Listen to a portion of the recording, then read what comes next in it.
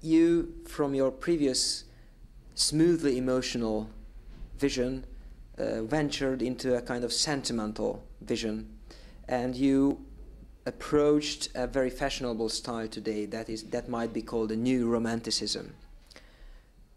So what about those? I agree with him. I don't find it striking. Listen, my position, as I said previously, my life and my life development is in my movies. So when I jumped to make this movie, I just felt I need to do something that I see, and I need to see that people in America are not as happy as we think. And the fight for that was in a certain level of improvisation. And if you compare these movies, there is a certain emotional link that exists. But Gypsy movie I did as my personal dedication to rock and roll. I thought I made a movie like I was on the Sex Pistols concert, and this film I dedicated to my partly Oriental roots, and I wanted to make something that is more like Oriental carpet than anything else. So if you judge the film as you want, if you do not get into it, if you do not get into the impression that I got from one film critic who said, it's Kusturica with this film is it's like Fellini who saw Rules of a Game of Jean Renoir, which could be, but I disagree because I know very well difference in between being sentimental and emotional, at least from the books. Let me explain you what happened to me. I made a Gypsy movie in Yugoslavia, and it was a big opening, and I spent the 9 months of my life, and at the end I was not quite sure what I did. I got the worst possible film critics reviews in Yugoslavia.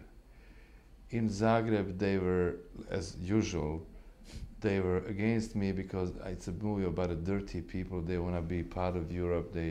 In Belgrade they were making lists of scenes and movies that I've stolen from.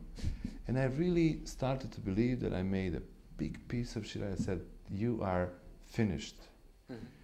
But not, because when I put the movie again to see it, I felt that there is something really strong, and there is a certain emotion that I recognized.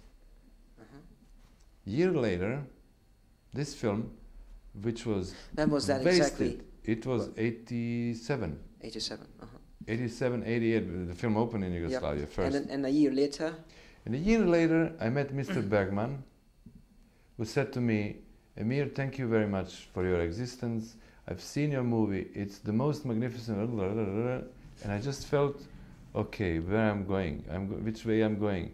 I'm going my way, and it's very sincere and it's very original because it's mine, no matter how and what people say. And apparently what happened afterwards, the film became a hit in the United States. Some people from Guatemala met me on the street, said, thank you very much. And the film became the best foreign movie in Sweden. When Ariona Dream was finished, what happened, for example? It's a kind of media invention, or I would say it's very important. Almost 1 million French people paid ticket for this film, which in the beginning was accused like something that nobody could say will have 5,000 people going to see it. And I'm getting every day letters from young French thanking me for the dreams that I was taking them throughout. So one thing is, if the premises of axioms of film critics are as same as they used to be at the moment when we have ozone holes, where the life is totally changed, at the end of the century, if they expect me to do When Father Was Away on a business, or if they expect me to do something narratively, harmonically made like a first film, it's both mistakes. I don't want to say that film critics are worse or better than we are, but I must say that this film represents sincere, probably not best part of my life, I'm not sold out because this is the film that I did not do in a Hollywood manner. And this is finally the film that I think it's extremely personal. That's why probably people again go and see it.